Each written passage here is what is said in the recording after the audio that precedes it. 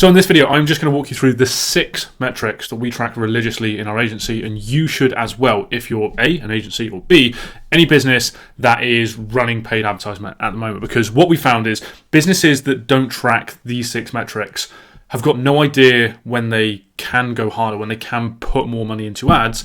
And the ones that do track these metrics have a very, very clear understanding of when they can invest more, when things are working, when things aren't working, and when they need to change things around. So the first metric that we track religiously is cost per lead. So your cost per lead is what it says in the tin.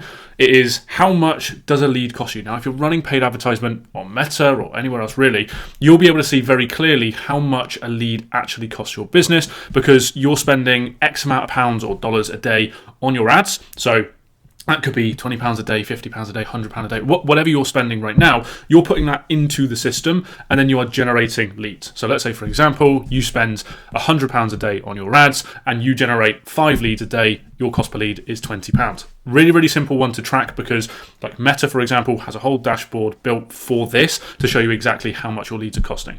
Now, what I will say about cost per lead is a lot of businesses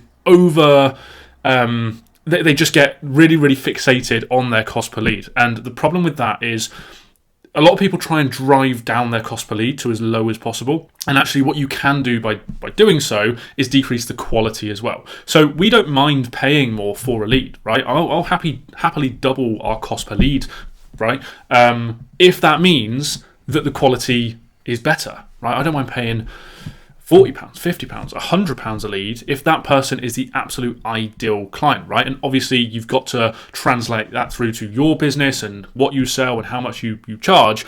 But cost per lead is the thing kind of that like starts this waterfall of metrics. Okay, so that's the first thing that we look at and that we track. Now, second thing that we track is cost per appointment. So let's say that you spend your £100 a day on ads, you generate 5 leads. Therefore, it's £20 per lead. Now, how many of those 5 leads do you actually book into appointments? So whether that's a sales call, an in-person appointment, a consultation, a phone call, whatever that might be, that next step of your sales process, what does that cost you? Okay, let's say, for example, for every 5 leads you generate, 2 of them actually book an appointment. Okay, so 3 you can't get hold of, or they don't book, or they're not qualified, but 2 book an appointment. Now, if you're spending £100 and £100 a day, right, and 2 of those leads book in, then your cost per appointment is £50 per appointment. Okay, now this is really important because, again, your cost per lead could be really low. It could be like £10 a lead, but then if like 1 in 10 actually book in, your cost per appointment is £100. Okay, so do you see where I'm coming from there? Like your cost per lead could be higher, but your cost per appointment could be lower depending on the quality of the lead. And this is why we don't over analyze or get too caught up on the cost per lead, because the cost per appointment is more important. Now, the third metric here is your cost per qualified appointment. Now, I know what you're thinking, like, well, hang on a minute, actually, you just said cost per appointment and now you're saying cost per qualified appointment, right? But what you'll find is every appointment that you have might not actually be qualified. They might sound qualified when you book them in to the appointment, but actually when they show up, they might not be budget qualified, they might not have a very good idea of what you do, they might be looking at stuff but are not going to make a decision for another 6 months, or they might not be the decision maker, or there's a number of things that would make them bookable but not qualified when they actually get on a call. Okay, so cost per lead, cost per appointment, and then cost per qualified appointment.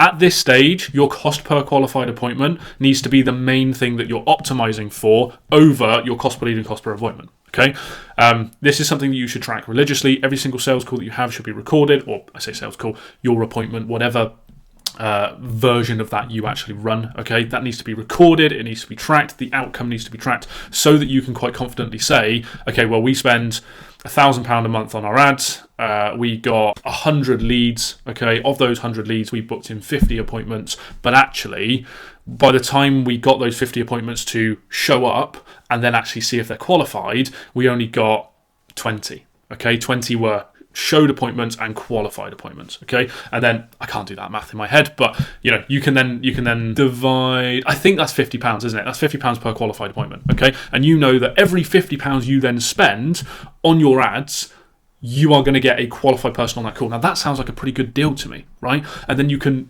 see how I can start to make decisions about, should I invest more money? Well, if £50 gets me an ideal client on the phone or on an appointment or in a consultation, then that sounds like a good deal. Your fourth metric here, okay, is CAC. Okay, so CAC is client acquisition cost. So how much does it actually cost you to acquire a customer?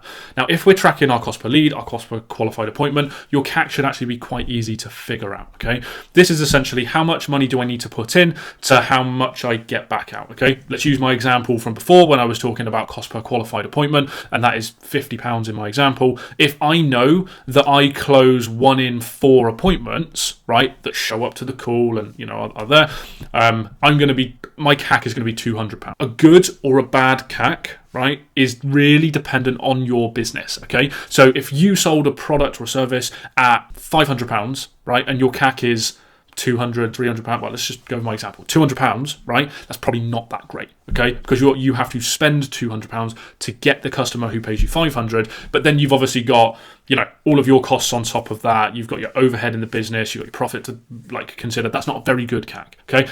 Whereas if I was acquiring customers for the same amount, right, so £200 to acquire a customer, but the service that I provided was £2,000, right, that's like a 10x, right? So that is then that's a more attractive CAC. That'd be more of kind of what I would be looking at, okay? So again, I'm not here to tell you what a good client acquisition cost or a bad client acquisition cost is or isn't, okay? What I'm saying is that it's important that you understand what yours is so you can then make good decisions. Again, take my example, £50 per qualified appointment, and I sign 1 in 4, right? That means that I've got £200 CAC. That then tells me, okay, every £200 I put into my ads, I'm going to get a client, right? Now, if that's profitable for you and you're selling a service that is, I don't know, multiple thousands or whatever in this example, then surely you can then start to think, okay, I spend 200, I make back 2,000. How much money can I shove into this, right? How much money can I funnel into my marketing? And this is stolen from Alex Hormozi, right? But he talks about there shouldn't be such thing as an ad budget. Okay, people talk about their marketing budgets and their ad budgets, but actually, if we can get our marketing profitable, right, like my example, £200 in, £2,000 back, you should be thinking about it in terms of like a budget. You should be thinking, how much money can I shove into my ads to make back this 10x, right, in my example. Now, number 5 is your lifetime gross profit. So a lot of people say to me, well, I don't know my lifetime gross profit because it's hard. I don't know, like some clients stay a long time, some are short. Sometimes I charge them 10 grand, sometimes I charge them 1 grand, and they can't work this number out, okay? But your lifetime gross profit is essentially made up of 2 things, right? So one is how long does a client stay with you on average, okay? Is it 3 months? Is it a year? Is it 2 years? Is it 6 months? You need to look at all of the clients that you've worked with, probably over the last 6 months, and just work out that average time span of a client, okay? If you're someone who provides a one-off service, for example, really straightforward, okay? Because they don't stick with you for a longer period of time, which is kind of a different thing. I'll maybe talk about that in a different video, but that's quite easy to work out. Whereas if you run a business where it's like a monthly recurring service, but they have to renew every month, like an agency, then you need to work out on average how long do people actually stay with you. The second part of that metric is the gross profit. So how much do you charge? So let's say easy numbers, like you charge £1,000 a month and it costs you £500 to deliver that service, okay, in staff and softwares and all the other stuff that it's going to be to actually deliver the service. You're left with £500. That's how you work out your gross profit of providing that service, and then you look at lifetime times gross profit. Okay, so let's say a client stays with you for 6 months. In my example, £1,000 service, £500 delivery, meaning £500 gross profit. £500 times the 6 month on average that they stay with you. That means that you're going to make 3 grand per client on average. Okay, now the reason that this is important is because when I look at the CAC, right, that client acquisition cost that we talked about, I want to compare that to my lifetime gross profit. So if I were to spend £500 to acquire a customer, right, my CAC is £500, and then I made £3,000, is that a good trade-off, right? If the answer is yes, then cool, let's drive more money into this. If the answer is no, okay, cool, how do I drive down my CAC, or how do I drive up my LTV, okay? Then you can start to make decisions about your marketing and how you actually want to move forwards. The last one, which is super important and something that changed my agency a lot, is cash collected up front, okay, or average cash collected up front, okay. A lot of businesses, especially those who provide like a monthly service, like a recurring service, don't collect that much cash up front normally, okay? And they just say, right, we're going to charge you £1,000 a month, and you just stay with us for however long you want to use our service, right? What changed my agency was when we actually like drew that in and said, well, our service is X amount of pounds up front, right? And that obviously depended on what they needed and the size of their business and a number of other kind of elements, right? But let's just say, for argument's sake, £3,000, right, is what we were going to provide them in terms of this service. Now, I could say that's £1,000 a month for the next 3 months, or I can say it's £3,000 to date, and then we work for the next 3 months. Now, you might be listening to me and thinking, well, there's not that much of a difference there, okay? But the big difference is, if I were acquiring that customer for £500, right, and then they paid me £1,000 today, I then have to wait next month for the next 1,000 and the next month for the next 1,000 to actually make my money back, right, make that profit. Whereas if I acquired the customer for £500 and they paid me £3,000 today, one, like, I'm just pulling all of that cash forwards, but two, I can then take the money and then drive it back into my ads, okay? Because if I know that £500 gets me a new customer, right, that £500 brings in a new client for the business, that's my CAC, right, and that client pays me £3,000 on day one, I can take my £3,000, put it back into my ads, and get another 6 customers, right? And if those 6 all pay me £3,000 as well, I've now collected £18,000. And if I were to say, well, I'm going to keep 8 to run the business and pay staff and do whatever, but I'm going to take 10 and put that back into the business, back into my ads, then that's going to generate me, what number did I say? 10. So £10,000 in, that's going to generate me 20 new clients. Now, if 20 clients pay me £3,000, you can see where this is going, right? Now, don't get me wrong.